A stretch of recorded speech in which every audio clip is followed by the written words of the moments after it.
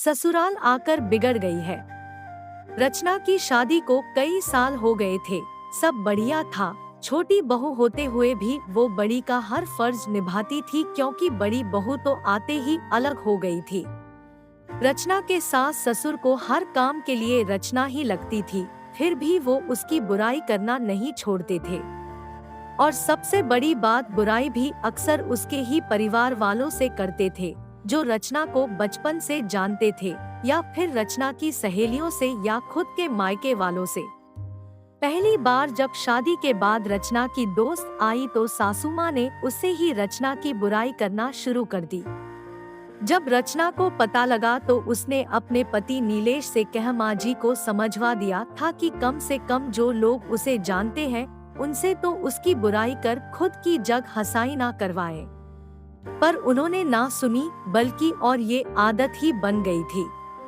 आजकल तो अक्सर ये कहती कि रचना तुम पहले ये काम अच्छा करती थी, अब नहीं करती हो, फिर भले ही वो कोई भी काम हो।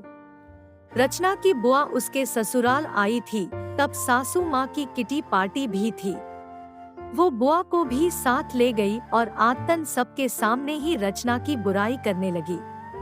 कहने लगी, रचना पहले सब अच्छा करती थी, पर अब कोई काम ठीक से नहीं करती, ना ठीक से रोटी बनाती है, ना सब्जी, ना अच्छे से कपड़े पहनती है, ना बच्चों का ख्याल रखती है।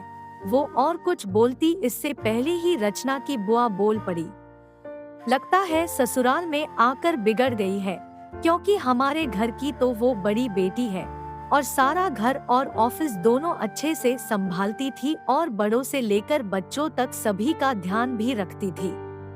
आपके यहाँ आकर बिगड़ गई है। ऐसा कीजिए, महीने 2 महीने जमाई सा के साथ उसे मायके भेज दीजिए, हम सुधार कर भेज देंगे। अब रचना की सासू माँ का मुंह देखने लायक था, उन्हें बोलने के लिए शब्द नहीं मिल रहे थे।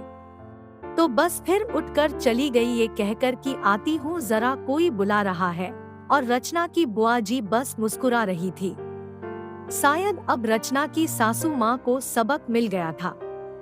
आपको कहानी पसंद आई तो वीडियो को लाइक करें, अपनों के साथ शेयर करें और चैनल पर नए हैं तो चैनल को सब्सक्राइब करें। धन्यवाद।